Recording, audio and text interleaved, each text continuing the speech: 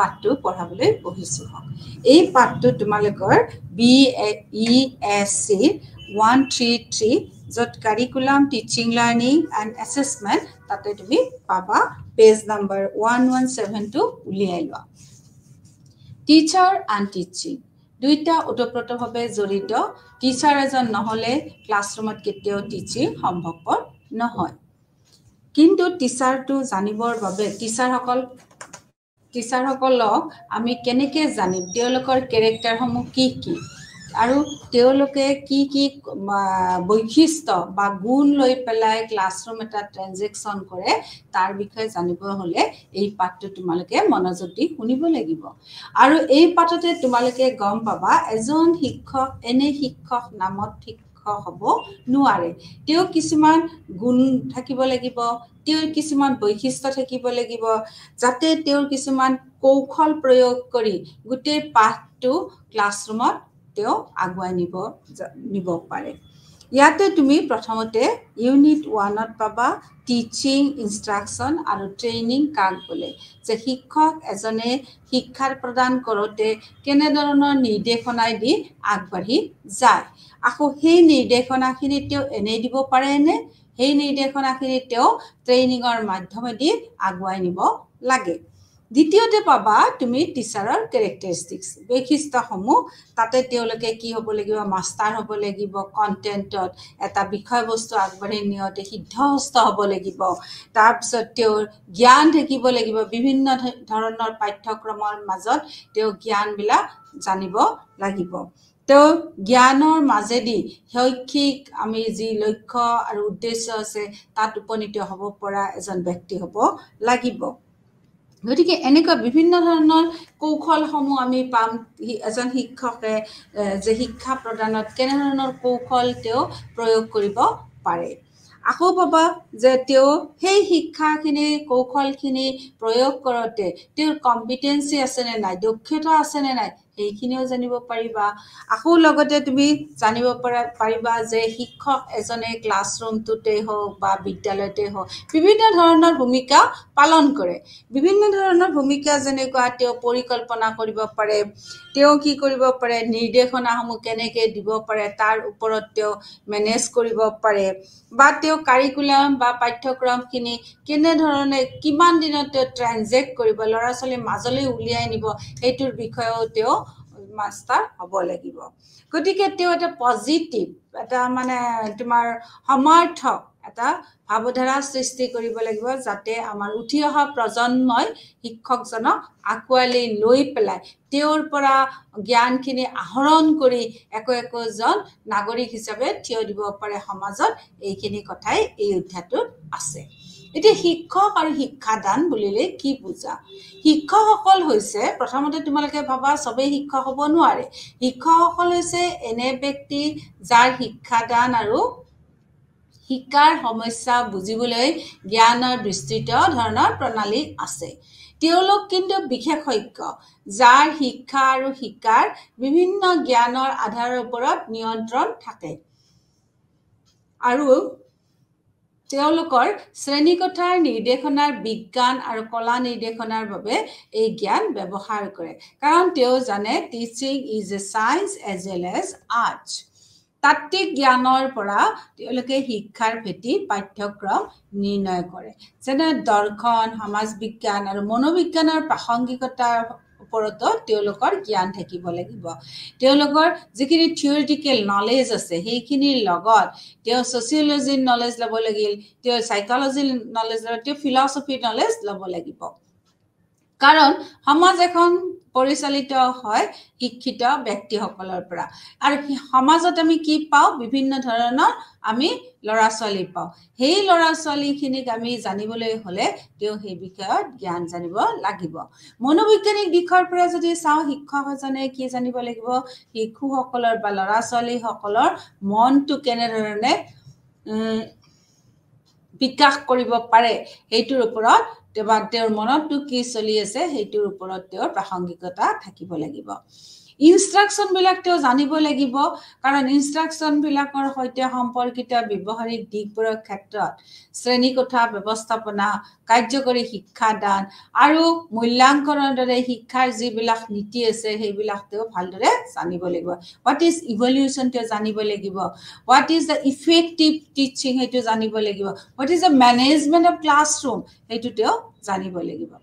গতিকে শিক্ষক এজন হলে ডায়াগ্ৰামত মই দিছো শিক্ষক এজন হলে কিছুমান শিক্ষামূলক কাৰ্যসূচী বাছনি কৰাত তেওঁ সিদ্ধহস্ত হ'ব লাগিব যে এনেকে গলে আমি এইটো প্ৰগ্ৰাম ললে আমি শিক্ষাদানত সাকসেস হ'ম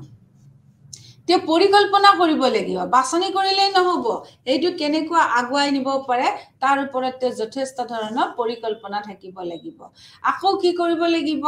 তেওঁ শিক্ষামূলক যিবিলাক কাৰ্যসূচী আছে সেই কাৰ্যসূচী বিলাক তেওঁ টাইম টু টাইম আয়োজন কৰিব পাৰিব লাগিব শিক্ষামূলক কাৰ্যসূচীসমূহ তেওঁ সম্পাদন কৰাত ভাল হ'ব লাগিব কাৰ্যসূচী প্ৰথমতে বাছনি কৰিব লাগিব বাছনি কৰা কাৰ্যসূচীসমূহ পৰিকল্পনাৰ মাজেৰে আগুৱাই নিব লাগিব আকৌ পৰিকল্পনা কৰা যিখিনি কাৰ্যসূচী আছে সেইখিনি কেনেকে এক্টিভলি তেওঁ নিব পাৰে এইবিলাকৰ ওপৰত তেওঁ গুৰুত্ব দিব লাগিব যে শিক্ষকসকলে এতিয়া আহা পেজ নাম্বাৰ 119 তাতে কৈছে যে শিক্ষকসকলে পৰিকল্পনা কৰিব আমি কি কৰিব বিচাৰো শিক্ষকসকলে এইটো জানিব লাগিব বা কেনেদৰে হেতু কৰিব লাগিব কি কৰিব বিচাৰে এটা কথা দ্বিতীয়তে আমি কেনেদৰে কৰিব লাগিব হেতু তেও জানিব লাগিব শিক্ষাৰ্থীসকলৰ সফলতা কেনেদৰে পাব পাৰি হেতু তেও চিন্তা কৰিব লাগিব বিচাৰি উলিয়াব লাগিব এটা ক্লাছত প্ৰায় 30 পৰা 50টা ষ্টুডেন্ট থাকে এই ষ্টুডেন্টস কিনিৰ পৰা কোনে কি বিষয়ত গলে সফলতা লাভ কৰিব তেও জানিব লাগিব এটো হৈছে শিক্ষকসকলৰ প্লেনিং সেশন শিক্ষকসকলে পৰিকল্পনা কৰিব লাগিব যে আমি ছাত্ৰ ছাত্ৰীসকলে কি বিচাৰে হেতু যদি দিব নোৱাৰো তেনেহলে প্ৰকৃত শিক্ষক বুলি ক'ব নোৱাৰো ছাত্ৰ ছাত্ৰীসকলে কি কৰিব বিচাৰে এইটো এজন শিক্ষকে ভালদৰে জানে এইটো জনাৰ পিছত শিক্ষকে সেই পৰিকল্পনা কৰি যে লৰা ছোৱালী আগবাঢ়ি যাব খুজিছে হেতু তেও কেনেদৰে নিব হেতু জানিব লাগে এতিয়া সোৱা পৰিকল্পনাৰ প্ৰকাৰ তেও যে কলো আমি পৰিকল্পনা কৰিব লাগে যিকোনো এটা কাৰ্য পৰিকল্পনা হলে তোমাৰ ইয়াৰ প্ল্যান থাকিব ইউনিট প্ল্যান থাকিব আকৌ তোমাৰ কি থাকিব ডেইলি প্ল্যান যে ইয়াৰ প্ল্যান কৰিলে বছৰটোৰ গোটেই শিক্ষা মানে ইয়াৰটো কভাৰ কৰি লয় আৰু সমলৰ সমান বিতৰণৰ যত্ন লয় যে ইটো পোৰশন গোটেই বছৰটোত আমি কৰিব পাৰিম ইয়াক ভাগ কৰি লব লাগিব যে তাৰ পিছত কৈছে যে ইউনিট প্ল্যান যে ইয়াৰ প্ল্যানটো হৈছে গোটেই বছৰৰ কাৰণে আমি ভাবিলো তাৰ পিছত ইউনিট প্ল্যান বছৰৰ কাৰণে ভাবা প্ল্যানটো কি কৰিম আমি একক হিচাপে ইউনিট ওয়াইজ আমি ডিভাইড কৰিম যিমান প্ৰয়োজন ইমান দৈনিক পাঠত বিভক্ত কৰিব লাগিব গতিকে সোৱা আকৌ একক পৰিকল্পনায় বিশ্লেষণাত্মকভাৱে একক বা পাঠটো চাই শিক্ষণ বিন্দুবোৰ বাছনি কৰে শিক্ষাদানৰ উদ্দেশ্য শিক্ষাদানৰ আৰু মূল্যাংকনৰ ৰণনীতিসমূহ প্ৰস্তুত কৰে যে ইউনিট প্ল্যানটো কি কৰে লুকস দা ইউনিট গোটেই পৰিকল্পনাটো হিয়াতে চাই স্ট্ৰেটেজিজ বনায় যে এটো ইউনিটত এনেকে আগবাঢ়িব লাগিব এইটোত শিক্ষাদানত এনেকে যাব লাগিব তাৰ পিছত তেওঁলোকে কি কৰে ডেইলি প্ল্যান কৰে ডেইলি প্ল্যানত কি কৰিব যে আমি ডেইলি পাঠটোত কেনেকে আমি আগবঢ়াই নিব পাৰো তাকে চিন্তা কৰিব লাগিব শিক্ষকসকলে পৰিকল্পনা আৰু শিকোৱা নহয় কিন্তু তেওঁলোকে শিক্ষাৰ্থীসকলৰ প্ৰদৰ্শন মূল্যাংকন কৰে আৰু তেওঁলোকৰ শিক্ষা উন্নত কৰাত সহায় কৰিবলৈ প্ৰয়োজনীয় প্ৰতিকাৰমূলক ব্যৱস্থা গ্ৰহণ কৰে আদৰ্শ শিক্ষকসকলে সদায় তেওঁলোকৰ জ্ঞান আৰু দক্ষতা উন্নীত কৰিবলৈ চিন্তা কৰে তেওঁলোকে সদায় তেওঁলোকৰ নিৰ্দেশনামূলক সজাগতা দৈনিক ভিত্তিত বৃদ্ধি কৰিবলৈ চেষ্টা কৰি থাকে। আত্মনিৰীক্ষণ আৰু তেওঁলোকৰ নিজৰ ত্ৰুটিবিলাক বিচাৰি উলিয়ায়। তেওঁলোকে নিজে নিজক এনালাইচিছ কৰে আৰু নিজৰ যিখিনি ডেফিচিয়েঞ্চিজ আছে সেইখিনি বিচাৰি উলিয়ায়। তেওঁলোকে তেওঁলোকৰ সহকৰ্মীসকলক শিকোৱাসমূহ লক্ষ্য কৰে আৰু পইণ্টবোৰ তুলি লয় আৰু তেওঁলোকৰ নিৰ্দেশনাসমূহ এইদৰে উন্নত কৰে। এজন আদৰ্শ শিক্ষক হৈছে এনে এজন ব্যক্তি যাৰ তেওঁৰ শিক্ষাৰ্থীসকলক সৰ্বশ্ৰেষ্ঠ উপায়েৰে গঢ়ি তোলা জ্ঞান আৰু সামৰ্থ্য আছে। যে এনে এজন ব্যক্তি যি ব্যক্তিয়ে শিক্ষাৰ্থীসকলক নিজস্ব যিমান উজাৰি দিব পাৰে সেইমানখিনি দি তেওঁ জ্ঞান উজাৰি দিয়ে আৰু তেওঁৰ সামৰ্থ্যতাটো উজাৰি দিয়ে, যাতে তেওঁৰ ছাত্ৰ ছাত্ৰীসকলে বিভিন্ন দিশত আগবাঢ়ি যাব পাৰে। এতিয়া অহা 6.4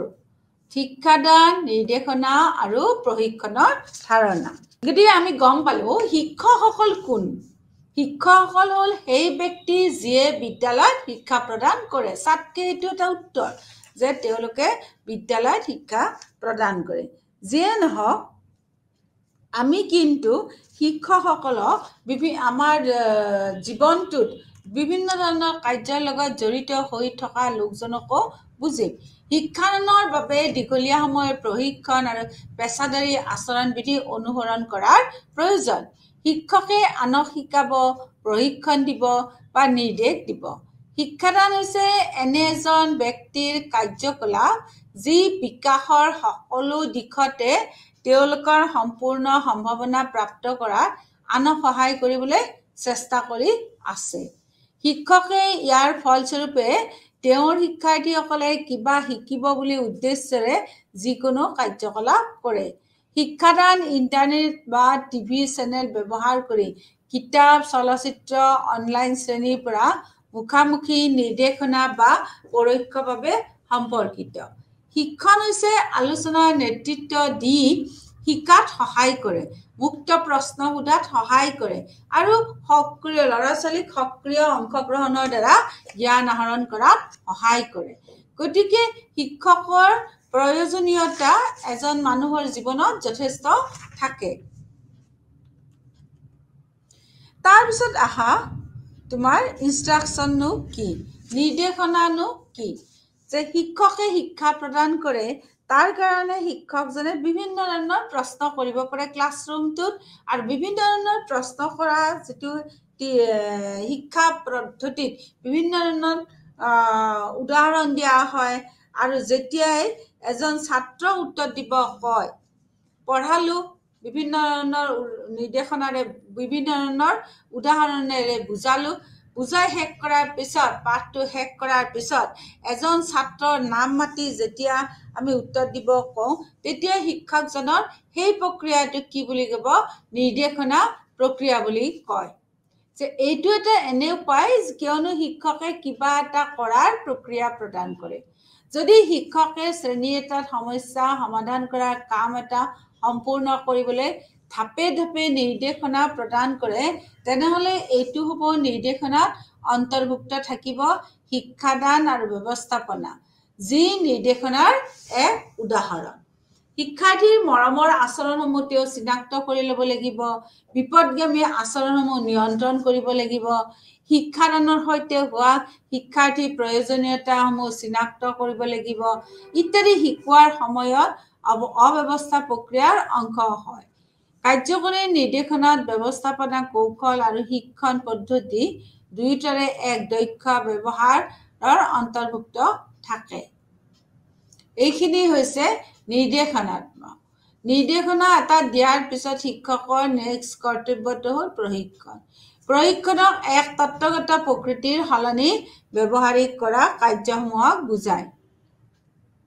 যদিও ইয়াত যথেষ্ট পৰিমাণৰ তত্ত্বগত বিষয় অন্তৰ্ভুক্ত হৈ নাথাকে। যিহেতু প্ৰশিক্ষণৰ গুৰুত্ব মুখ্যতঃ প্ৰস্তুত কৰাৰ ওপৰত গুৰুত্ব দিয়া হয়, প্ৰক্ৰিয়াটোক এক নিৰ্দিষ্ট কাম, চাকৰি বা বৃত্তিৰ বাবে প্ৰশিক্ষণ হিচাপে নামাকৰণ কৰা হয়। প্ৰশিক্ষণতকৈ শিক্ষাদান আৰু নিৰ্দেশনাটো অধিক শৈক্ষিক, কিয়নো প্ৰশিক্ষণ সামৰ্থ্য আৰু দক্ষতাৰ সৈতে সম্পৰ্কিত হৈ থাকে। প্ৰশিক্ষণটোৱে কি কৰে, মানুহৰ তুমি চোৱা নিৰ্দেশনা শিক্ষকসকলৰ এটা কৰ্তব্য যে শ্ৰেণীকোঠাত থাকিলে তেওঁ বুজোৱাৰ পিছত যিকোনো ল'ৰাকে কুৱেশ্যন কৰিব পাৰে, যে বা যিকোনো ল'ৰাৰ আচৰণসমূহ তেওঁ কি চাব পাৰে। কিন্তু প্ৰশিক্ষণ কালত কি হৈছে, তেওঁ তত্ত্বগত প্ৰকৃতিৰ সলনি ব্যৱহাৰিক কাৰ্য বুজাবলৈ ব্যৱহাৰ কৰে। গতিকে প্ৰশিক্ষণ হিচাপে নামাকৰণ কৰা হয়। প্ৰশিক্ষণতকৈ শিক্ষাদান নিৰ্দেশনাটো অধিক তাৰমানে শিক্ষাৰ লগত জড়িত, আৰু প্ৰশিক্ষণ সামৰ্থ্য আৰু দক্ষতাৰ সৈতে সম্পৰ্কিত হৈ থকা আমি দেখিবলৈ পাওঁ। তাৰমানে প্ৰশিক্ষণে সদায় ছাত্ৰ ছাত্ৰীৰ সামৰ্থ্য আৰু দক্ষতা বিকাশৰ বাবে সহায় কৰে, আৰু নিৰ্দেশনা আৰু শিক্ষাদান হৈছে টোটেলি একাডেমিক। তাৰপিছত আহা চেক ইউৰ প্ৰগ্ৰেছটো চোৱা, পেজ নম্বৰ 121, তাতো কৈছে যে তুমি কনচেপ্ট দিয়া, শিক্ষাদান বুলিলে কি বুজা, নিৰ্দেশনা বুলিলে কি বুজা, প্ৰশিক্ষণ বুলিলে কি বুজা। তাৰপিছত তোমাৰ নিৰ্দেশনাৰ পৰা শিক্ষণটো কেনেদৰে পৃথক বুলি কৈছে সেইটো বৰ্ণনা কৰা, আৰু ট্ৰেইনিং কৌশলে কেনেধৰণে প্ৰকাশ আনে সেইটো বিচৰা। এতিয়া শিক্ষকৰ বৈশিষ্ট্যৰ বিষয়ে আলোচনা কৰোঁ। 6.5, এজন শিক্ষকৰ কৰ্তব্য হৈছে শিক্ষাৰ্থীসকলক বৌদ্ধিক, মানসিক, শাৰীৰিক, আৱেগিক আৰু নৈতিকভাৱে বিকাশ কৰাত সহায় কৰা, যাতে তেওঁলোকৰ সৰ্বাংগীন বিকাশ ঘটিব পাৰে। সেইকাৰণে শিক্ষকৰ বৈশিষ্ট্যৰ লগত আমি যদি আলোচনা কৰোঁ, তেওঁলোকৰ কৰ্তব্যটোৱে হ'ল তেওঁলোকে নৈতিকভাৱে আৰু আৱেগিকভাৱে, শাৰীৰিকভাৱে ল'ৰা ছোৱালীৰ মাজত সোমাই যাব লাগিব, আৰু নিজৰ এৰিয়াটোৰ ওপৰত তেওঁলোকে গুৰুত্ব দিব লাগিব। 1 নম্বৰ হৈছে কণ্টেণ্ট মাষ্টাৰী, বিষয়বস্তুৰ নিপুণতা। বিষয়টোৰ গভীৰ নিপুণতা হৈছে এজন আদৰ্শ শিক্ষকৰ ওপৰত থকা বৈশিষ্ট্য। তেওঁ বিষয় আৰু উপবিষয় আৰু বিষয়বোৰৰ মাজত আন্তঃসম্পৰ্কীয়টো মানি যাব লাগিব। তেওঁ গোটবোৰক কেনেদৰে সম্পূৰ্ণভাৱে বান্ধি ৰাখিব লাগে জানিব লাগিব। দ্বিতীয়তে হৈছে শিক্ষা বিজ্ঞানৰ জ্ঞান। এইটোতো জানিবই লাগে। শিক্ষক এজনে তেওঁৰ শিক্ষাদানটোক পেছাদাৰী অনুশীলন হিচাপে সম্পৰ্কিত কৰে। শিক্ষা বিজ্ঞানে কেৱল শিক্ষাদান বা দক্ষতাৰ ব্যৱহাৰিক প্ৰয়োগৰ ওপৰত কেতিয়াও নিৰ্ভৰশীল নহয়। পাঠ্যক্ৰমৰ বিষয়টো কেনেদৰে শিকা হয় তাৰ সৈতেও কিন্তু তাৰতম্য সম্পৰ্কিত তত্ত্বৰ শৰীৰৰ সৈতেও সম্পৰ্কিত হৈ আছে। শিক্ষা বিজ্ঞানে পৰম্পৰাগত উন্মোচন পদ্ধতি, মাধ্যমিকৰ সৈতে সম্পৰ্কিত এইবোৰৰ কথা তেওঁলোকে আলোচনা কৰে। শৈক্ষিক লক্ষ্য আৰু উদ্দেশ্যৰ জ্ঞান। নিৰ্দেশনামূলক উদ্দেশ্য 3টা স্তৰত গম পোৱা যায়, যে এটা হৈছে তোমাৰ প্ৰাৰম্ভিক তাৎক্ষণিক। ইয়াত শিক্ষকসকলে নিৰন্তৰ প্ৰাপ্তিৰ অনুভূতিৰ সৈতে জড়িত হৈ থাকে। দ্বিতীয়টো হৈছে মধ্যৱৰ্তী উদ্দেশ্য। ই প্ৰতিদিনে শিক্ষাৰ শেষত শিক্ষাৰ্থীসকলে কি প্ৰদৰ্শন কৰিব বুলি আশা কৰা হয় তাৰ ওপৰত আলোকপাত কৰে। 3 নম্বৰ হৈছে তোমাৰ দূৰৱৰ্তী উদ্দেশ্য। ই ভৱিষ্যতে শিক্ষাৰ্থীসকলে কি প্ৰাপ্ত কৰিব তাক কল্পনা কৰে। শৈক্ষিক লক্ষ্য আৰু উদ্দেশ্যৰ জ্ঞানে শিক্ষকসকলক বিভিন্ন নিৰ্দেশনামূলক কাৰ্যকলাপ প্ৰণালীবদ্ধভাৱে পৰিকল্পনা কৰা, সংগঠিত আৰু সম্পাদন কৰাত সহায় কৰে। ই শিক্ষকক সময় আৰু শক্তিৰ অপচয়সমূহ পৰিহাৰ কৰাত সহায় কৰে। Knowledge of curriculum. এজন ভাল শিক্ষক হ'বলৈ হ'লে তেওঁ পাঠ্যক্ৰমৰ ওপৰত জ্ঞান থাকিবই লাগিব। তেওঁৰ পাঠ্যক্ৰমৰ অৰ্থ হৈছে শিক্ষাৰ্থীসকলক শিক্ষাৰ বাবে প্ৰস্তুত কৰা একবিধ সমল, আৰু শিক্ষকসকলৰ বাবে এখন তালিকাযুক্ত বিষয়বস্তু। মুঠ তালিকাখন বিভিন্ন বিভাগত ভাগ কৰা হৈছে যেনে অনুসৰি বিষয় অনুসৰি সামগ্ৰীৰ তালিকাত পাঠ্যক্ৰম বুলি কোৱা হয় য'ত পাঠ্যক্ৰমৰ ৰূপান্তৰৰ বাবে নিৰ্বাচিত আৰু সংগঠিত লক্ষ্য আৰু পাঠ্যক্ৰমৰ ৰূপান্তৰৰ বাবে নিৰ্বাচিত আৰু সংগঠিত লক্ষ্য উদ্দেশ্য কৌশল আৰু পদ্ধতি আৰু মূল্যায়নৰ বাবে পৰামৰ্শ থাকে এই জ্ঞানে শিক্ষকসকলক প্ৰদত্ত নিৰ্দেশনা অনুসৰণ কৰাত আৰু বিভ্ৰান্তি পৰিহাৰ কৰাত সহায় কৰে শৈক্ষিক প্ৰসংগৰ জ্ঞান শিক্ষকসকলে শিক্ষাদানৰ উদ্দেশ্যে বিভিন্ন শৈক্ষিক প্ৰসংগবোৰ বিচাৰি উলিয়াব লাগে আৰু ব্যৱহাৰ কৰিব লাগে তেওঁলোকে শিক্ষাৰ্থীৰ উৎকৰ্ষতা বৃদ্ধিৰ বাবে শৈক্ষিক সংস্থা জ্ঞানী ব্যক্তি আৰু সামূহিক সম্পদসমূহৰ আগতে জানি ল'ব লাগিব শিক্ষাৰ্থীসকলৰ জ্ঞানটো তেওঁলোকে চাব লাগে কিয়নো শিক্ষকে শিক্ষাৰ্থীসকলক ভালদৰে যদি নাজানে তেনেহ'লে তেওঁলোকক লৈ পেলাই কোনো ধৰণৰ শৈক্ষিক পৰিকল্পনা কৰিব নোৱাৰে শিক্ষকৰ প্ৰতি শিক্ষাৰ্থীৰ এক বৃহৎ সংখ্যক প্ৰফাইল থাকিব লাগে যি প্ৰতিকাৰ আৰু সমৃদ্ধি বৃদ্ধি জানিবলৈ সক্ষম কৰাত সহায় কৰে তাৰপিছত আন্তঃ ব্যক্তিগত জ্ঞান ই শিক্ষাৰ্থীসকলক তেওঁলোকৰ বিদেশী যি শিক্ষাৰ্থী থাকে তাৰপিছত শৈক্ষিক সম্প্ৰদায় থাকে অভিভাৱক আৰু চাৰিওফালৰ সম্প্ৰদায়ৰ সৈতে যাতে ভাল সম্পৰ্ক বজাই ৰাখিব পাৰে তাক তেওঁলোকে সক্ষম কৰি তুলিব লাগে নৈতিকতা আৰু মনোভাৱৰ জ্ঞানে শিক্ষকসকলক কেনেদৰে আভ্যন্তৰীণ প্ৰেৰণাবোৰ তৈয়াৰ কৰিব পাৰে তাৰ ওপৰত বাধ্য কৰে যদি শিক্ষকসকলে সম্পদ বাছনি কৰিব লাগে তাৰপিছত অনুসন্ধানৰ বাবে মুকলি সংযোগ আৰু তেওঁলোকে কি কৰিব লাগিব নৈতিকতাৰ জ্ঞানখিনি তেওঁলোকে ভালকে জানিব লাগিব তেওঁলোক নৈতিকভাৱে যদি সফল ব্যক্তি হয় তেতিয়াহে তেওঁলোকৰ উঠি অহা ল'ৰা ছোৱালীৰ মাজত এজন আদৰ্শৱান ব্যক্তি হৈ থাকিব তেওঁ ল'ৰা ছোৱালীসকলক অনুসন্ধান কৰিব দিব লাগে অনুসন্ধান কৰাৰ কাৰণে মুকলি সুযোগ দিব লাগে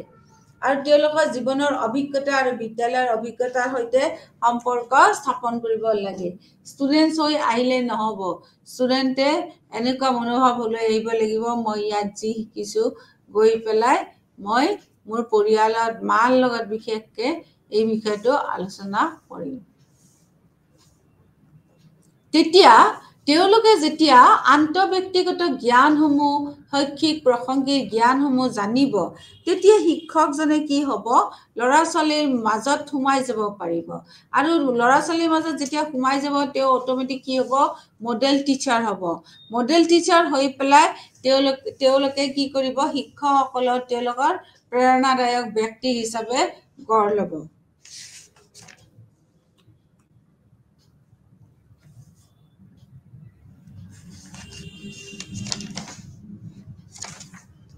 এতিয়া চোৱা নিৰ্দেশনাত্মক দক্ষতা মানে কেপাচিটি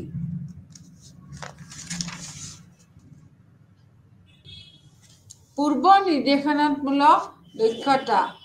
কাৰ লগত জড়িত হৈ আছে শিক্ষাদান সমলৰ চয়ন আৰু যৌক্তিক ব্যৱস্থা ই আকৌ দেখা পাইছে যে নিৰ্দেশামূলক উদ্দেশ্যবোৰ বিবৃতি বা সঠিকভাৱে মানে তোমাৰ প্ৰয়োগ হোৱা নাই বা সঠিক শিক্ষা নীতিও সাময়িক বাছনি কৰা নাই নিৰ্দেশামূলক দক্ষতা বুলিলে আমি সেইবিলাকক বুজো যিবিলাকে শিক্ষা দান কৰে যিবিলাকে পাঠটো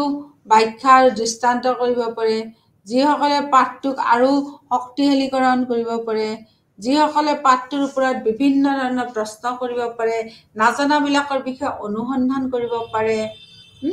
তেওঁ নীৰৱতা সাইলেন্স হিচাপে থাকি পেলাই উদ্দীপনা তাৰতম্য কৰাব পাৰে পাঠৰ সাৰাংশসমূহ তেওঁ ৰাখি থব পাৰে আচ্ছা তৃতীয়তে হ'ল নিৰ্দেশাত্মক দক্ষতাৰ পিছত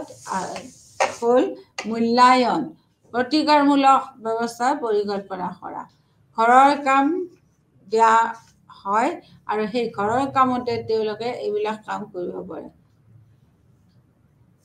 আৰু এটা কথা ছাত্ৰ ছাত্ৰীসকলে যেতিয়া শিক্ষকজনৰ ওচৰত গৈ পেলাই নিজৰ এছেছমেণ্টৰ বিষয়ে আলোচনা কৰিব নিজৰ হোমৱৰ্কৰ বিষয়ে আলোচনা কৰিব তেতিয়া কিন্তু বেছি ফলপ্ৰসূ হোৱা আমি দেখিবলৈ পাওঁ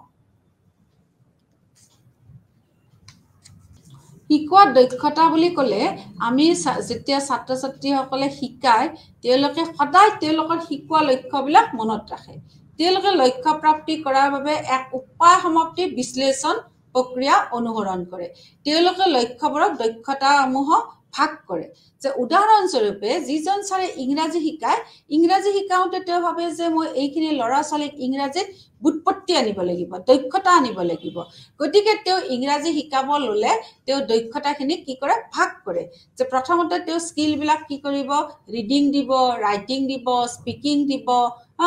তো তেওঁ কি কৰিব ৰিডিঙত প্ৰথমতে লিচেনিং দিব যে লিচেনিং কৰোঁতে তেওঁ কি কৰিব ল'ৰা ছোৱালীক যে তোমালোকে মই পাঠটো পঢ়িছো তোমালোকে শুনা লিচেনিং কেপাচিটিখিনি বঢ়াই ল'ব এতিয়া তোমালোকে শুনিলা নহয় শুনাৰ পিছত এতিয়া তোমালোকে পঢ়া তোমালোকে পঢ়িবলৈ লোৱা যে পঢ়িবলৈ লোৱাৰ আগতে তেওঁ আৰু এটা তেওঁ দক্ষতা দেখাব যিটো কোৱা যে ক'ব লাগে স্পিকিং যে ইটোৱে সিটোৰ কথা ক'ব লাগিব যে how I am fine what are you doing now যে তোমালোকে মই কোৱা কথাখিনি শুনিলা শুনাৰ পিছত এতিয়া কোৱা এনেকে মাই নেম ইজ অমুক যে আই এম ৰিডিং অমুক class my schools name is অমুক যে এনেকে কোৱা দক্ষতাটো বঢ়াই ল'ব তেওঁ তাৰপিছত তেওঁ কি কৰিব তেওঁ পঢ়িব দিব ল'ৰা ছোৱালীখিনিক পঢ়িব দিব ইংৰাজীত শিক্ষকজনে ইংৰাজীত পঢ়িব দিব পঢ়াৰ পিছত তেওঁ কি কৰিব লিখিব দিব এনেকে ইংৰাজীৰ শিক্ষকজনে যেনেকে কাম কৰিব ঠিক এনেকুৱা গণিত শিকোৱা শিক্ষকজনেও তেওঁ নিজৰ দক্ষতাখিনি ভাগ কৰি ল'ব যে ভাগ কৰি পেলাই গণিতত কি কৰিব যে কিছুমান লাইভ এক্সাম্পল দিব দি পেলাই সেইটোৰ লগত তেওঁ খাপ খুৱাই পেলাই তেওঁ দক্ষতাখিনি বিকাশ কৰিব তাৰপিছত কিছুমান কথা থাকে যেতিয়া গণিত শিক্ষকজনে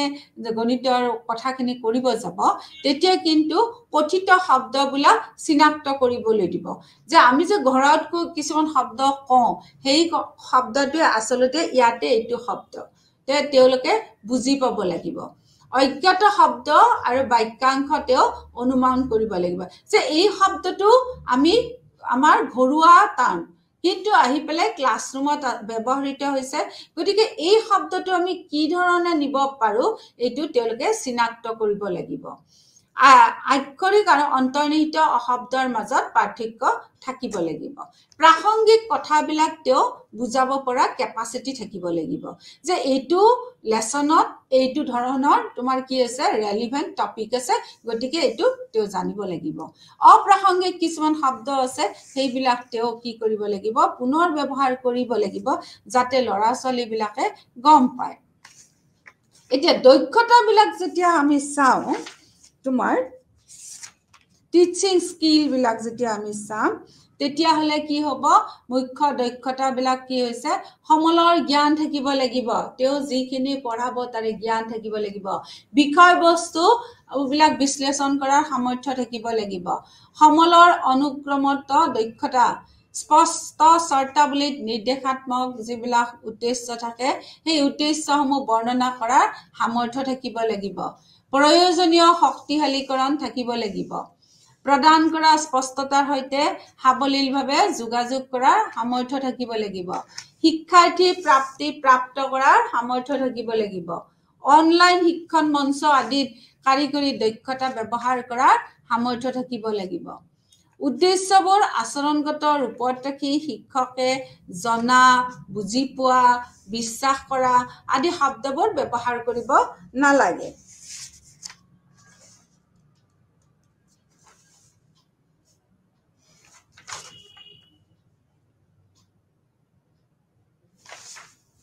আচ্ছা তেওঁ কি কৰিব নালাগে এইবিলাক শব্দ ব্যৱহাৰ কৰিব নালাগে যিয়ে মানে আমাক পৰ্যবেক্ষণ বা জোখৰ অনুমতি দিয়ে শিক্ষকে সেই শব্দবিলাক ব্যৱহাৰ কৰিব লাগিব যিবোৰ কাৰ্যকৰী পৰ্যবেক্ষণযোগ্য পৰিমাপযোগ্য তালিকা আবৃত্তি পাৰ্থক্য সমাধান ইত্যাদি শব্দবিলাক তেওঁ কিন্তু ব্যৱহাৰ কৰিব লাগে এই শব্দবোৰে মূল্যায়নবিলাক সহজ কৰি তোলে যি শিক্ষকৰ নিৰ্দেশাত্মক অভিপ্ৰায়সমূহ অধিক স্পষ্ট আৰু সঠিক কৰি তোলে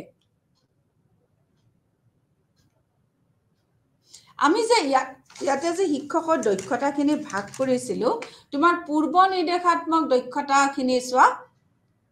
এইটো আছিল পেজ নম্বৰ 125 হা তাৰ পিছত কি হৈছে প্ৰি ইনষ্ট্ৰাকচনেল তাৰ মানে ক্লাছৰুমত সোমোৱাৰ আগতে হা তাৰ পিছত ক্লাছৰুমটো যেতিয়া সোমাই ইনষ্ট্ৰাকচনেল স্কিল আছিল তাতে কি হৈছে তেওঁ স্কিলছ বিলাক ইন্ট্ৰোডিউসিং দা লেসন তাৰ পিছত এক্সপ্লেইনিং আৰু ইলাস্ট্ৰেশন তাৰ পিছত স্কিল অফ ৰেইনফোৰ্সমেন্ট তাৰ স্কিল অফ কোৱেশ্চনিং এণ্ড প্ৰবিং তাৰ পিছত হল তোমাৰ স্কিল অফ ইউজিং সাইলেন্স তাৰ পিছত স্কিল অফ ক্লোজাৰ এইখিনি হৈছে ডিউৰিং দা ক্লাছৰুম আকৌ 3 নম্বৰটো হৈছে পোষ্ট ইনষ্ট্ৰাকচনেল স্কিলছ যে তোমালোকে ছাত্ৰ ছাত্ৰীসকল শিক্ষকৰ কেপাচিটিটো স্কিলটোক 3টা ভাগত দেখিবলৈ পাই আছা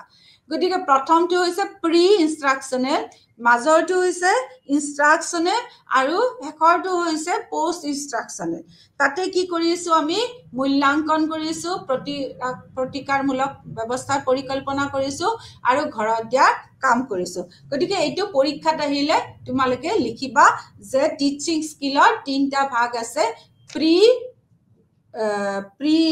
ইনষ্ট্ৰাকচনেল স্কিল ইনষ্ট্ৰাকচনেল স্কিল নিৰ্দেশনামূলক আৰু পোষ্ট ইনষ্ট্ৰাকচনেল স্কিল এই 3টা বস্তু তোমালোকে মন কৰিবা তাৰ পিছত আমি শিকোৱাৰ দক্ষতাখিনি আমি আলোচনা কৰি আছো তাৰ পিছত তুমি চোৱা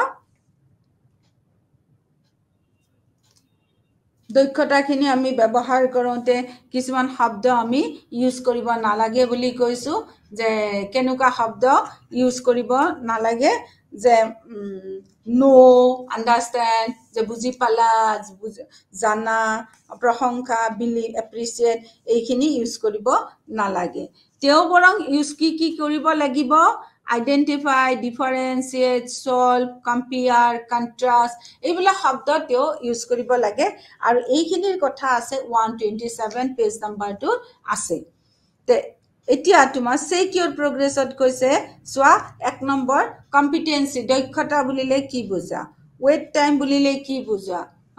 যে শিক্ষকজনৰ কথা কৈ আছে তাৰ পিছত ৰখি আছে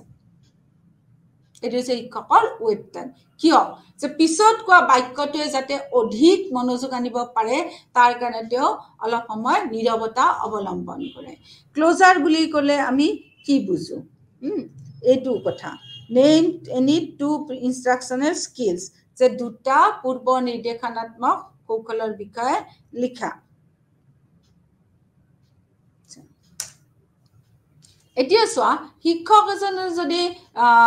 ফিজিক্যাল এডুকেশনৰ টিচাৰ এজনে যেনেকে আমি ক্ৰিকেট কোচটোৰ কথা ভাবো তে ক্ৰিকেট কোচটোৱে কি কৰিব প্ৰথমতে কিছুমান এক্সিলেন্ট ক্ৰিকেটাৰ হবৰ বাবে তেওঁ কিছুমান কৌশল অৱলম্বন কৰে কেনেকুৱা কৌশল নিৰ্দেশনাত যে বলটো ধৰাচোন বলটোৰ পিছে পিছে দৌৰাচোন বলটো যে দৌৰি গলা কিমান গল এটো তুমি মাৰ্ক কৰাচোন এইবিলাক যে তোমাৰ হাতবিলাক উঠোৱাচোন আৰু বলটো তুমি ইজনৰ পৰা সিজনলৈ দলিয়াই দিয়াচোন এইবিলাক হৈছে তেওঁ দক্ষতা বৃদ্ধি কৰাৰ কৌশল যে শিক্ষক এজনে ক্ৰিকেট কোচ এজনে কেনেকে তেওঁৰ দক্ষতাটো বৃদ্ধি কৰিব যেনেকে ইংৰাজী শিকোৱাৰ শিক্ষকজনে ইংৰাজী বিষয়টো দুৎপত্তি অনাৰ কাৰণে কেনেকে তেওঁ সহায় কৰিছিল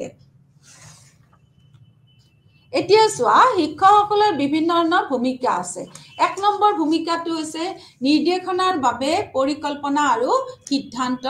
লোৱা যে পৰিকল্পনাৰ উপায়েৰে শিক্ষকসকলে সিদ্ধান্ত ল'ব লাগিব তেওঁ প্লেনিং কৰিব লাগিব তাৰ পিছত তেওঁ ডিসিশন ল'ব লাগিব কি ধৰণৰ মেটেৰিয়েলছ তেওঁ শিকাব লাগিব কিয় আৰু কেনেকে শিকাব লাগে আৰু তেওঁলোক সফল হৈছে নে নাই তাক বিচাৰ কৰিব লাগিব তেওঁলোকে শিক্ষাদানৰ বাবে পদক্ষেপ অনুসৰি প্ৰক্ৰিয়া ব্যৱহাৰ কৰিব লাগিব শিক্ষকসকলে শিক্ষাদানৰ বাবে শ্ৰেণীকোঠাত প্ৰৱেশ কৰাৰ আগতে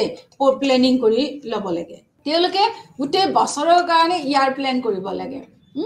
তাৰপিছত ইউনিট প্লেন কৰিব লাগে তাৰপিছত ডেইলি প্লেন কৰিব লাগে এই তিনিটা পৰিকল্পনা অবিহনে শিক্ষাদান প্ৰক্ৰিয়াটো আনঅৰ্গেনাইজ অসংগঠিত আৰু কি হৈ থাকে কনফিউজিং ইনডিসিপ্লিন হৈ থাকে বিশৃংখল হৈ থাকে গতিকে তেওঁ ক্লাছৰুমত সোমোৱাৰ আগতে সিদ্ধান্ত কৰি ল'ব লাগে যে মই আজি এইখিনি শিকাম এনেকে শিকাম আৰু ইমান সময়ত শিকাম তাৰ কাৰণে তেওঁ এটা প্লেনিং কৰিব লাগে দ্বিতীয়টো হৈছে পৰিকল্পনাই শ্ৰেণীকোঠাৰ কাৰ্যকলাপৰ বাবে এক দিশৰ অনুভূতি প্ৰদান কৰে এক উৎপাদনশীল শিক্ষণ বতৰ এটা গঢ়ি তুলিব লাগিব শিক্ষা দান কৰিলে নহব ক্লাছৰুমটো সেই শিক্ষা দান লৈ পেলাই ল'ৰা ছোৱালীসকলে ভৱিষ্যতে একোজন সফল ব্যক্তি হ'ব লাগিব উৎপাদনশীল ব্যক্তি হ'ব লাগিব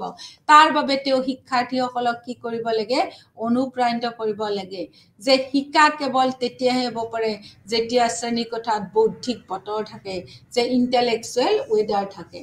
শিক্ষকসকলে শিক্ষাৰ্থীসকলক স্বায়ত্ত শাসনত অংশগ্ৰহণ কৰিব দিব লাগে আৰু তাত জড়িত কৰিবৰ বাবে অধিক সুযোগ প্ৰদান কৰিব লাগে তেওঁ সদায় ক্লাছৰুমটো লাইভলি কৰি ৰাখিব লাগে এক্টিভ কৰি ৰাখিব লাগে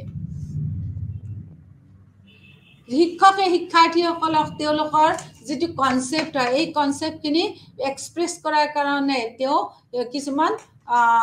উপায় উলিয়াব লাগে যিবিলাকৰ উপায়ৰ দ্বাৰা আমাৰ ছাত্ৰ ছাত্ৰীসকলে কি কৰিব পাৰে এক্সপ্ৰেছ কৰিব পাৰে যা সক্ৰিয় হৈ থাকিব পাৰে গতিকে তেওঁ কি কৰিব লাগিব এটা উৎপাদনশীল বতৰ প্ৰস্তুত কৰিব লাগে the positive climate productive learning climate আৰু মোটিভেটিং ষ্টুডেন্ট কৰিব লাগে যে তেওঁৰ শিক্ষণ প্ৰক্ৰিয়াটোৰ দ্বাৰা এটা পজিটিভ ক্লাইমেট এটা প্ৰডাক্টিভ ক্লাইমেট সৃষ্টি হ'ব লাগে যাৰ দ্বাৰা আমাৰ ল'ৰা ছোৱালী সকলে কি কৰিব পাৰে অংশগ্ৰহণ কৰিব পাৰে বৰ হ'ব নলগাকে থাকে তাৰ বাবে তেওঁ কি কৰিব লাগে ল'ৰা ছোৱালীৰ মাজত ডিসকাশন পাতিব লাগে ল'ৰা ছোৱালীৰ মাজত ৰোল প্লে কৰিব লাগে তেওঁ এসাইনমেন্ট প্ৰজেক্ট ব্ৰেইনষ্টৰ্মিং আদি উপায়সমূহ হাতত ল'ব লাগে যাতে ল'ৰা ছোৱালীসমূহে কি কৰিব পাৰে নিজৰ অভিজ্ঞতাসমূহ মুক্তভাৱে প্ৰকাশ কৰিব পাৰে নিজৰ ধাৰণাসমূহ তেওঁ মুক্তভাৱে প্ৰকাশ কৰিব পাৰে আৰু সফলভাৱে এজন ব্যক্তি বা সফল ছাত্ৰ হিচাপে বা ছাত্ৰী হিচাপে গঢ় লোৱা তেওঁ সহায় কৰিব পাৰে 3 নম্বৰটো হ'ল শ্ৰেণীকোঠাৰ ফলাফল ই শ্ৰেণীকোঠাৰ ভিতৰত শান্তি আৰু শৃংখলা বজাই ৰখাৰ সৈতে সম্পৰ্কিত যি শিক্ষাৰ্থীসকলক তেওঁলোকৰ সম্পূৰ্ণ সম্ভাৱনা প্ৰাপ্ত কৰাত সহায় কৰে শিক্ষকে শ্ৰেণীকোঠাৰ ব্যৱস্থাপনা বজাই ৰখাৰ বাবে বিভিন্ন ধৰণৰ পদ্ধতি আৰু কৌশল ব্যৱহাৰ কৰে য'ত তেওঁ শিকাব পাৰে আৰু শিক্ষাৰ্থীসকলে শিকিব পাৰে তে শ্ৰেণীকোঠাটো এটা অৰ্ডিনাৰী ক্লাছৰুম নহয় ইয়াতে তুমি শান্তিটো বজাই ৰাখিব লাগিব ডিসিপ্লিন হৈ থাকিব লাগিব গতিকে শিক্ষাৰ্থীসকলে যাতে ভৱিষ্যতে আহৰণ কৰা জ্ঞানসমূহ এই শ্ৰেণীকোঠাতে লাভ কৰে গতিকে তেওঁ সেই বিষয়ে হস্তম হৈ থাকিব লাগিব তাৰপিছত আহা পাঠ্যক্ৰমৰ লেনদেন কাৰিকুলাম ট্ৰানজিশন এটো আছে তোমাৰ পেজ নম্বৰ 129 আমি কি কৰি আছো শিক্ষকৰ বিভিন্ন ভূমিকা আমি জানো যে প্ৰতিজন ব্যক্তিয়ে তেওঁলোকৰ বৰ্তমানৰ জ্ঞান তেওঁলোকৰ আগৰ জ্ঞানৰ সৈতে একত্ৰিত কৰে আজি পোৱা জ্ঞানটো আৰু আগতে পোৱা জ্ঞানটো কি কৰিব লাগিব একত্ৰিত কৰিব লাগিব কৰি পেলাই এটা নতুন জ্ঞান আৰু দক্ষতা নিৰ্ণয় কৰে হেহে প্ৰকল্প আলোচনা তোমাৰ ভূমিকা পালন আদি ব্যৱহাৰ কৰিব লাগে প্ৰকল্প আলোচনা মানে প্ৰজেক্ট কৰিব লাগে ৰোল মডেল কৰিব লাগে এইবিলাক ব্যৱহাৰ কৰি পাৰস্পৰিক প্ৰক্ৰিয়াৰ সৈতে শিক্ষাদান কৰা উচিত সমসাময়িক শিক্ষকসকলক কাৰ্যকৰী প্ৰদৰ্শন কৰা শিক্ষণ পদ্ধতি ব্যৱহাৰৰ বাবে দায়বদ্ধ কৰা হয় তেওঁলোকে বৈজ্ঞানিক ভিত্তিত অনুশীলন ব্যৱহাৰ কৰে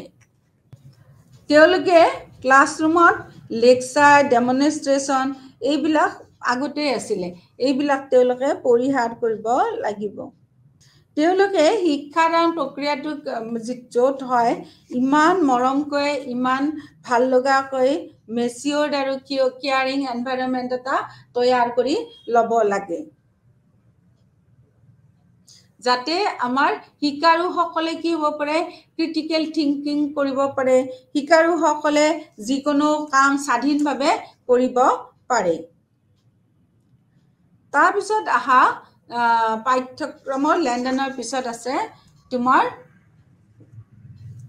তেওঁলোকে এই যে আমি ক'লো তোমাৰ এইটো পইণ্টত যে পাঠ্যক্ৰমৰ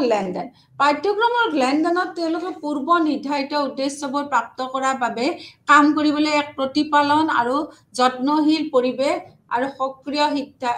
শিক্ষাৰ্থী শক্তি দিব গঢ়ি তুলিব লাগে শিক্ষাৰ্থীসকলে এনেকুৱা উদ্দেশ্য কৰিব লাগে যেতিয়া সমালোচনামূলকভাৱে চিন্তা কৰাৰ ক্ষমতা আৰু স্বতন্ত্ৰ অনুসন্ধান কৰাৰ সামৰ্থ্য বিকাশ কৰে তেতিয়া শিক্ষাৰ্থীসকলে জ্ঞান আৰু দক্ষতা নিৰ্মাণ কৰিব পাৰে এতিয়া আহা মূল্যায়ন আৰু মূল্যায়নৰ এতিয়া তিনিটা ভাগত ভাগ কৰা হৈছে এক নম্বৰটো হৈছে পৰীক্ষা তো পৰীক্ষাৰ ভিতৰত যদি আমি এনালাইসিস কৰো তেতিয়া কিমান শিকিছে জানিবলৈ শিক্ষকসকলে তথ্য সংগ্ৰহৰ বাবে ব্যৱহাৰ কৰা উচিত দ্বিতীয়তে ইয়াৰ প্ৰশ্ন বা কামৰ এটা সংহতি থাকে যাৰ প্ৰতি শিক্ষাৰ্থীয়ে সঁহাৰি দিয়ে ই শিক্ষাৰ্থীসকলৰ বিশেষত্ব দেখায় পৰীক্ষাৰ বাবে শিক্ষকসকলে তথ্য সংগ্ৰহৰ বাবে সাক্ষাৎকাৰ ৰেটিং স্কেল চেকলিষ্টৰ দৰে আদি কৌশল ব্যৱহাৰ কৰে তাৰপিছত আহা জোখ মেজাৰমেণ্টে কি কৰে মূল্যাঙ্কন কৰা কাৰ্যসমূহ দেখায় যে কোনে কিমান নম্বৰ পালে মেজাৰমেণ্ট কৰে যে মূল্যায়ন কৰে যে মূল্যাঙ্কন কি জুখাই আছে তাৰ ওপৰত সিদ্ধান্ত লৈছে গ্ৰেড দিয়ে গ্ৰেড আবণ্টন কৰাটো বা মাৰ্কস দিয়ে এইটো আবণ্টন কৰাটো এটা মূল্যাঙ্কনৰ কাৰ্য তে মূল্যাঙ্কন যে কৰে তাৰ কিন্তু উদ্দেশ্য আছে এনে তোমাৰ ইভালুৱেচনত মাৰ্কস নিদিয়ে ই শিক্ষাৰ্থীসকলৰ শক্তি আৰু দুৰ্বলতা নিৰ্ণয় কৰাৰ বাবে তেওঁলোকৰ আচৰণ পৰিৱৰ্তন মূল্যায়ন কৰা হ'ব পাৰে দ্বিতীয়তে ই প্ৰতিক্ৰিয়াৰ সুযোগ প্ৰদান কৰিব লাগে আৰু উন্নতিৰ বাবে উপায় বিচাৰিব লাগে এতিয়া চোৱা তাৰ পিছত হ'ল 6.7.6 page number 30 roll of nation builder যে ৰাষ্ট্ৰ নিৰ্মাণৰ ভূমিকা আজিৰ শিশুসকল কাইলৈৰ কি হ'ব প্ৰাপ্তবয়স্ক নাগৰিক হ'ব গতিকে এই শিশুসকলে বিভিন্ন ধৰণৰ দায়িত্ব ল'ব লাগিব কাৰণ তেওঁলোকৰ দক্ষতা আৰু কাৰ্যকৰীতাই কি কৰিব বিদ্যালয় আৰু মহাবিদ্যালয়ত লাভ কৰা শিক্ষাৰ প্ৰকাৰৰ ওপৰত নিৰ্ভৰ কৰে কাৰণ তেওঁলোকে ৰাষ্ট্ৰ এখন নিৰ্মাণ কৰিব গৈ আছে গতিকে শিক্ষকসকলে শিক্ষাৰ্থীসকলক সমালোচনামূলক আৰু সৃষ্টিশীলভাৱে চিন্তা কৰিবলৈ সিদ্ধান্ত ল'বলৈ আৰু সমস্যা সমাধান কৰিবলৈ জীয়াই থাকিবলৈ আৰু আনক জীয়াই ৰাখিবলৈ নিৰ্দেশনা দিব লাগে এতিয়া সিকিউৰ প্ৰগ্ৰেছত চোৱা পৰিকল্পনা বুলিলে কি বুজা তাৰপিছত ক্লাছৰুম মেনেজমেণ্ট কাৰিকুলাম ট্ৰানজেকশ্যন তাৰপিছত কৈছে যে প্ৰডাক্টিভ লাৰ্নিং বুলি ক'লে এইটো অৰ্থটো কি বুজা এছেছমেণ্ট আৰু ইভেলুৱেশ্যন শিক্ষাৰ অংগাংগীভাৱে জড়িত থকা এটা বস্তু শিক্ষাদান আৰু কি হ'ল শিক্ষাৰ মাজত পাৰ্থক্য পেজ নম্বৰ 131 সফল শিক্ষকসকলে জানে যে শিক্ষাৰ্থীসকলে প্ৰাসংগিক আৰু আকৰ্ষণীয় বিষয়ত বেছি মনোযোগ দিয়ে তেওঁলোকে শিশুসকলৰ ভৱিষ্যতৰ বাবে শিক্ষাৰ্থীসকলে দায়িত্ব ল'ব লাগে তেওঁলোকে এনেদৰে শিকোৱা উচিত যাতে আমাৰ উঠি অহা শিক্ষাৰ্থীসকলে দীৰ্ঘদিন ধৰি মনত ৰাখিব পাৰে শিক্ষকসকলে শিক্ষাদান শিকাৰ অভিজ্ঞতা আৰু কাৰ্যকলাপৰ পদ্ধতি বিচাৰপূৰ্ণভাৱে বাছনি কৰিব লাগে যেতিয়া শিক্ষাৰ্থীসকলে শিক্ষকসকলৰ দ্বাৰা কি শিকায় সেয়া আকৰ্ষণীয় আৰু উপযোগী কৰি তুলিব নোৱাৰে তেতিয়াহ'লে শিক্ষাৰ্থীসকলে মানে মনোনিৱেশ কৰিব নোৱাৰে গতিকে শিক্ষকসকলে শিক্ষাৰ্থীসকলক মনোনিৱেশ কৰাৰ বাবে বিভিন্ন ধৰণৰ মানে হেই ল'ব লাগিব কৌশল হাতত ল'ব লাগিব পদ্ধতি হাতত ল'ব লাগিব শিক্ষকসকলে শিক্ষণ প্ৰক্ৰিয়াত শিক্ষাৰ্থীসকলক কি কৰিব দিব লাগে সক্ৰিয় অংশগ্ৰহণ কৰিব পুৰৰ সুযোগ দিব লাগে যে আমাৰ ক্লাছটোত কিমান ষ্টুডেন্ট আছে সবেই কিন্তু কি কৰিব লাগিব পাৰ্ট ল'ব লাগিব মানে তেওঁলোকৰ অংশগ্ৰহণ কৰাৰ দায়িত্বটো শিক্ষাৰ্থীসকলক দিব লাগে তেতিয়া শিক্ষাৰ্থীসকলৰ জ্ঞান আৰু দক্ষতাটো সহজে মনোনিৱেশ আৰু নিৰ্মাণ হ'ব কিয়নো মনোযোগে উন্নত ধাৰণালৈ লৈ যায় আৰু তেওঁলোকৰ আগতীয়া জ্ঞানৰ সৈতে নতুন শিক্ষাৰ একত্ৰীকৰণৰ সুযোগ বৃদ্ধি কৰে যেতিয়া শিক্ষাৰ্থীসকলে অধিক কি হ'ব জড়িত হ'ব তেতিয়া অধিক শিকাৰ সমল পায়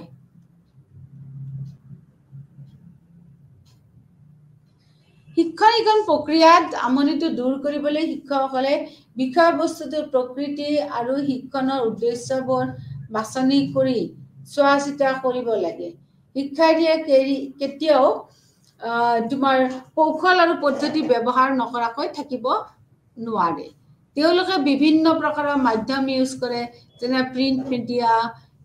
ইণ্টাৰেকশ্যন মিডিয়া বিহেভিয়াৰিয়া আদি ব্যৱহাৰ কৰে তাকো ব্যৱহাৰ কৰিব লাগিলে অধিক আনন্দদায়ক আৰু উৎপাদনশীল ভাৱধাৰাৰ মাজেদিহে তেওঁলোকে ব্যৱহাৰ কৰিব পাৰিব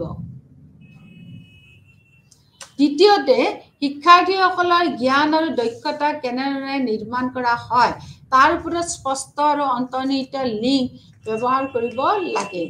শিক্ষাৰ্থী কেন্দ্ৰীভূত পদ্ধতি যেনে অনুসন্ধান আৱিষ্কাৰ আলোচনা প্ৰশ্ন ভূমিকা পালন আদি শিক্ষাদানৰ বাবে ব্যৱহাৰ কৰিব পাৰে যিবোৰে শিক্ষাৰ্থীসকলৰ বাবে শিকাৰ পদ্ধতিও হ'ব পাৰে শিক্ষকসকলে কেনেদৰে শিকায় আৰু শিক্ষাৰ্থীসকলে কেনেদৰে শিকে তাৰ মাজত কিন্তু অস্বীকাৰযোগ্য এটা সম্পৰ্ক আছে শিক্ষাদানৰ শিক্ষাৰ্থীসকলৰ বিষয়া কেন্দ্ৰিক পদ্ধতিবোৰৰ প্ৰতি অধিক আশ্ৰয় লৈ আৰু অধিক উদ্দীপনাৰ তাৰতম্য আদি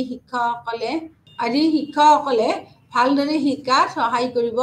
পাৰে এতিয়া চোৱা শিক্ষণ প্ৰক্ৰিয়াটো অকল শিক্ষকসকলে যে কৰি আছে এইটো নহয় আমাৰ ছাত্ৰ সমাজেও কৰি আছে এতিয়া আহা একেবাৰে শেষত আহিছো আমি মুঠতে শিক্ষণ আৰু শিক্ষণ প্ৰক্ৰিয়া কাৰ্যকৰী কৰিবলৈ হলে তুমি এক্সপোজিটৰী মেথডটো বাদ দিব লাগিব কাৰণ সেইটো মেথড আছে কি সেইটো মেথডত আছে যে এক্সপোজিটৰী মেথডটো তেওঁলোকে বাদ দিবই লাগিব শিক্ষকসকলে য'ত লেকচাৰ দিয়ে ডেমনষ্ট্ৰেশ্যন আছে সেইবিলাক বাদ দিব লাগিব আজিৰ দিনত তেওঁ লাৰ্নাৰ চেন্ট্ৰিক মেথড ইউজ কৰিব লাগে য'ত মেইন ফ'কাছখিনি আমাৰ কাত থাকিব ছাত্ৰ ছাত্ৰীসকল থাকিব য'ত ল'ৰা ছোৱালীসকলে নিজৰ ৰোল ভূমিকা ব্ৰেইন ষ্টৰ্মিৰ মাজেদি আগবাঢ়ি যাব পাৰে এতিয়া প্ৰতিফলিত শিক্ষানো কি ৰিফ্লেক্টিভ টিচিংনো কি ই হৈছে শিক্ষাদানৰ এক উপায় য'ত শিক্ষকসকলে তেওঁলোকৰ শিক্ষাৰ্থীসকলক প্ৰতিফলনৰ সহায়ত বস্তুবোৰ ভালদৰে শিকাত সহায় কৰে এয়া হৈছে এজনৰ অভিজ্ঞতা সেই অভিজ্ঞতা শেষ হোৱাৰ পিছত পুনৰ সৃষ্টি কৰা প্ৰক্ৰিয়া আৰু ইয়াক উন্নত কৰাৰ লক্ষ্যৰে ইয়াৰ প্ৰক্ৰিয়াত অনুৰোধ কৰা হৈছে এতিয়া প্ৰতিফলিত শিক্ষা বুলিলে গম পালা এতিয়া তাৰ ভাগবিলাক চোৱা দুটা ভাগ প্ৰতিফলিত শিক্ষা প্ৰথমতে হ'ল তেওঁলোকে নিজৰ অভিজ্ঞতাবিলাক মনত পেলাব লাগে প্ৰথমতে নিজৰ অভিজ্ঞতাখিনি মনত পেলাব লাগে দ্বিতীয়তে কি কৰিব লাগে তেওঁলোকে নিজৰ প্ৰদৰ্শনসমূহ বিশ্লেষণ কৰিব পাৰে তেওঁলোকে নিজে নিজৰ পাঠ আঁকিব পাৰে তেওঁলোকে নিজৰ প্ৰদৰ্শন মূল্যাংকন কৰিব পাৰে তেওঁলোকে নিজৰ সীমাবদ্ধতাটো বিচাৰি তেওঁলোকৰ কামত লগাব পাৰে তেওঁলোকে ডিজাইন ফ্ৰেম কৰিব পাৰে প্ৰশ্ন উত্থাপন কৰিব পাৰে অন্বেষণ কৰিব পাৰে তেওঁলোকে তেওঁলোকৰ নিজৰ মনত যিখিনি থাকে তাৰ ওপৰত সেই অভিজ্ঞতাসমূহে আমি প্ৰভাৱ পেলা দেখিবলৈ পাওঁ হওক তাৰপিছত তেওঁলোকে আমি চাম যে নিজে যেতিয়া ডিজাইন ফ্ৰেম কৰিব প্ৰতিফলিত শিক্ষাত নিজে ডিজাইন ফ্ৰেম কৰিব পাৰে নিজে প্ৰশ্ন সুধিবও পাৰে নিজে নিজৰ মূল্যাংকনো কৰিব পাৰে এইটো আৰু কেনেধৰণৰ শিক্ষা এইটো শিক্ষা আমি চাব গ'লে LACT মডেলটো চাব লাগিব এই মানে হৈছে কাৰ্য একচন পৰীক্ষাৰ্থীসকলে বিষয় এটা বাছনি কৰি ল'ব পাঠটো পৰিকল্পনা কৰিব আৰু শিক্ষকে দিয়া এটা নিৰ্দেশনা অনুসৰি ইয়াক শিকায় তাৰপিছত L মানে হৈছে লুক বেক পিছলৈ চাওক পাঠটো সম্পূৰ্ণ হোৱাৰ পিছত শিক্ষাৰ্থীসকলে মানসিকভাৱে পাঠৰ প্ৰতিটো পদক্ষেপ পুনৰ সৃষ্টি কৰে আৰু ইয়াক প্ৰতিফলিত কৰে শিক্ষাৰ্থীসকলে প্ৰতিটো পদক্ষেপ মুদ্ৰা প্ৰশ্ন মনত পেলায় আৰু প্ৰতিফলিত কৰে আৰু প্ৰতিটো পদক্ষেপতে তেওঁলোকৰ শক্তি আৰু সীমাবদ্ধতা বিচাৰি উলিয়ায় তাৰপিছত আহা A হৈছে এৱেৰনেছ অফ এছেঞ্চিয়েল আসপেক্টছ অত্যাৱশ্যকীয় দিশবোৰৰ বিষয়ে সজাগতা কৰা বৰ্ণনা কৰা অনুসৰি প্ৰতিফলনৰ ফলস্বৰূপে শিক্ষাৰ্থীসকলে তেওঁলোকৰ প্ৰদৰ্শনৰ ইতিবাচক আৰু নেতিবাচক দিশবোৰৰ বিষয়ে নিম্নমানৰ সজাগতা লাভ কৰে তাৰপিছত চোৱা আমাৰ